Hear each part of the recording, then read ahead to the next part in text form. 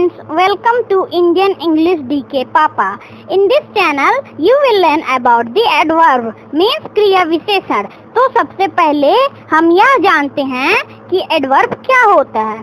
तो आइए, an adverb is a word that adds or modifies the meaning of a verb, an adjective, another adverb or preposition। इसका मतलब यह है कि एडवर्ब वह शब्द है जो किसी वर्ब, एडजेक्टिव या दूसरे एडवर्ब की प्रशंसा करता है या विशेषता बताता है। अब चलिए जान लेते हैं kinds of adverb means adverb के प्रकार, मीन्स क्रिया विशेषण के प्रकार। तो क्रिया विशेषण के कितने प्रकार होते हैं? एडवर्ब 8 प्रकार के हैं जो इस प्रकार हैं। नंबर पहला आता है एडवर्ब ऑफ टाइम, जिसे हिंदी में समय सूचक क्रिया विशेषण कहते हैं। दूसरा एडवर्ब ऑफ प्लेस, जिसे स्थान सूचक क्रिया विशेषण कहते हैं। तीसरा एडवर्ब ऑफ मैनर, जिसे ढंग सूचक क्रिया विशेषण कहते हैं। और चौथा है एडवर्ब ऑफ डिग्री, जिसे मात्रा सूचक क्रिया विशेषण कहते हैं। एडवर्ब ऑफ नंबर है पांचवा, जिसे संख्या सूचक क्रिया विशेषण कहते हैं। और छठवां नंबर है इंट्रोगेटिव एडवर्ब, जिसे प्रश्न सूचक क्रिया विशेषण कहते हैं। और सातवां नंबर है रिलेटिव एडवर्ब मीन्स, जिसे संबंध सूचक क्रिया विशेषण कहते हैं। और आठवां नंबर पर आता है एडवर्ब ऑफ अफर्मेशन और डिनेल, जिसे हाँ या ना सूचक क्रिया विशेषण कहते हैं। तो सबसे पहले आता है एडवर्ब ऑफ टाइम। तो देखते हैं एडवर्ब ऑफ टाइम क्या है। A word which shows the time when an action take place is called adverb of time. Means वह शब्द जो कार्य का समय बताए जब कार्य होता है उसे हम एडवर्ब ऑफ टाइम यानी कि समय सूचक क्रिया विशेषण कहते हैं। अब आइए जानते हैं कैसे। तो पहला उदाहरण है ही केम यस्टरडे, वो कल आया। राम विल रिटर्न सून, वो जल्दी लिख लेगा, मीन्स वापस आ जाएगा, return soon. Adverb of time means के एडवर्ब ऑफ टाइम मीन्स होता है समय सूचक क्रिया विशेषण के लिए प्रयुक्त शब्द आपके सामने है। Now, soon, yesterday, ago, tomorrow, twice, ever, before, early, often, daily, today, again, since, never, presently, then, at once, already, weekly. Okay, अब आता है second number adverb of place, जिसे स्थान सूचक क्रिया विशेषण कहते हैं। और जानते हैं उसे क्या कहते हैं। आइए, a word which shows place where an action takes place is called adverb of place. Means वह शब्द जो यह बताए कि कार्य कहाँ हो रहा है, जैसे उसी को हम क्या बोलते हैं? स्थान सूचक क्रिया विशेषण। जैसे पहला उदाहरण राम लिव्स हियर। दूसरा उदाहरण my friend is waiting outside. Adverb of place के लिए प्रयुक्त शब्द मतलब स्थान सूचक क्रिया विशेषण के लिए प्रयुक्त शब्द here, outside, off, onward, above, forward, downward, since, there, far, in, where in, after, never, inside, out, after, within, ऐसे ही सब। नंबर तीसरा पर आता है एडवर्ब ऑफ मैनर, जिसे ढंग सूचक क्रिया विशेषण कहते हैं। अब पर जानते हैं उसका वाक्य क्या है। A word which shows the manner in which an action takes place is called adverb of manner.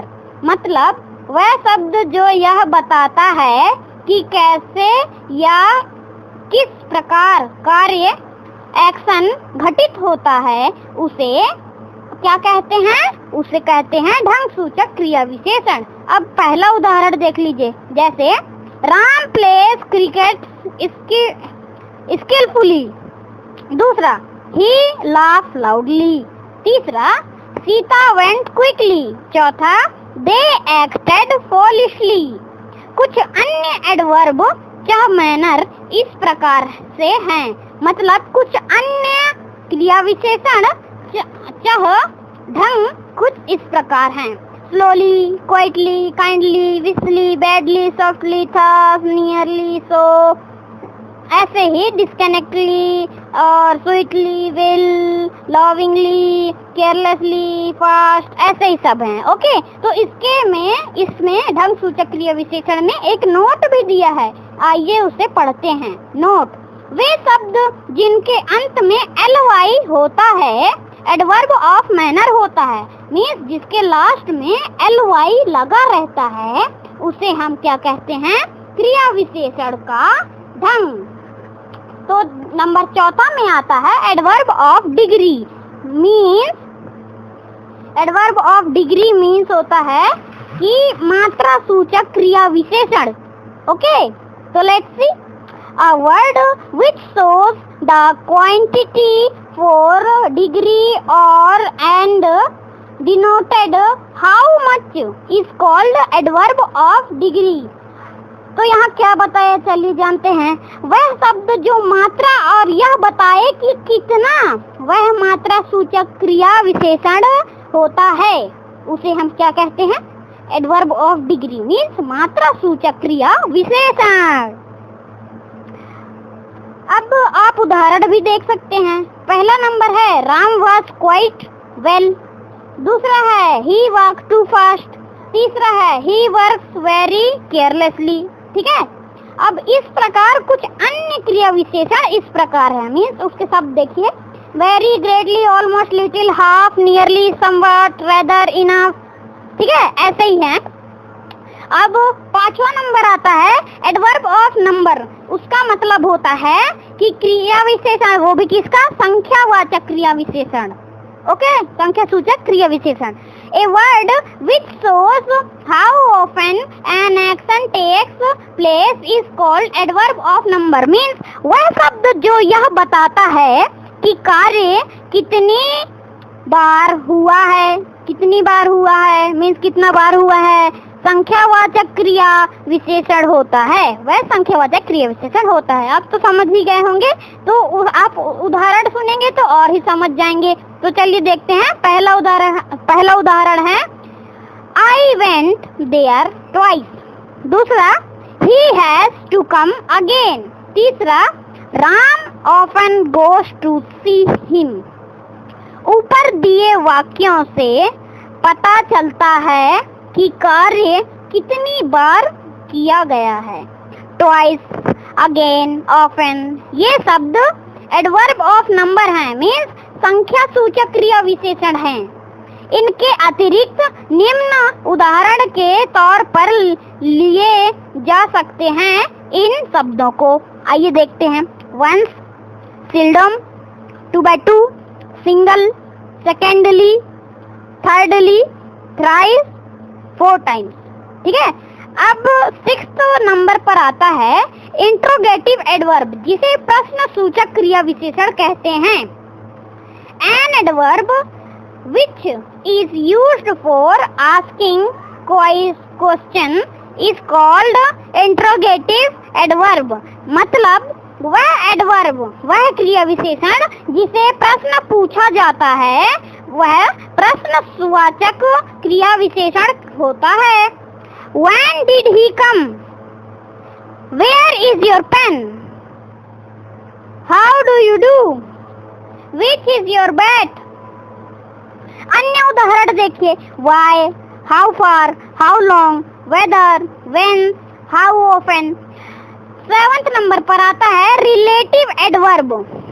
देखिए, a word which does the work of an adverb as well as a conjunction is called relative adverb।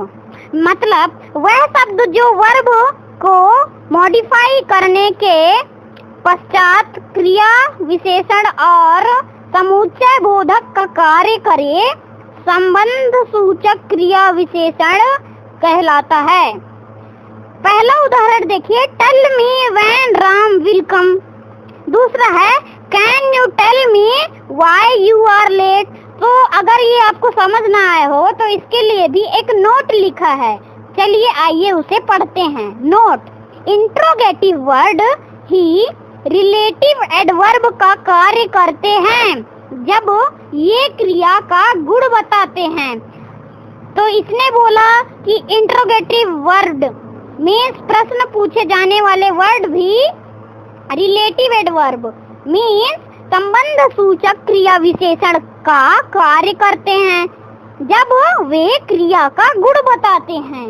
अब तो जानते ही हैं कि relative adverb को संबंध सूचक क्रिया विशेषण कहते हैं। और लास्ट है 8वां नंबर जिसका नाम है एडवर्ब ऑफ अफर्मेशन ऑर्डिनल, जिसे हिंदी में क्या कहते हैं, हाँ या ना सूचक क्रिया विशेषण। तो आइए जानते हैं उसके बारे में। A word which shows affirmation ordinal is called adverb of denial means वह शब्द जो स्वीकृत या इनकार का बोध कराए स्वीकृत अस्वीकृत सूचक कहलाता है। अब देखिए अफर्मेशन डिनेल को हिंदी में स्वीकृत अफर्मेशन को स्वीकृत कहते हैं और डिनेल को इनकार में अस्वीकृत कहते हैं। तो इसका उदाहरण देखिए, I do not like him। दूसरा number, it is indeed true। अन्य उदाहरण देखिए, yes, perhaps, no, may, certainly, surely, no at all, by no means, undoubtedly। हाँ तो दोस्तों आज के लिए बस इतना ही। अगर आपको ये लेसन अच्छा लगा हो या समझ में आया हो तो इसे शेयर, लाइक, सब्सक्राइब जरूर करें। धन्यवाद।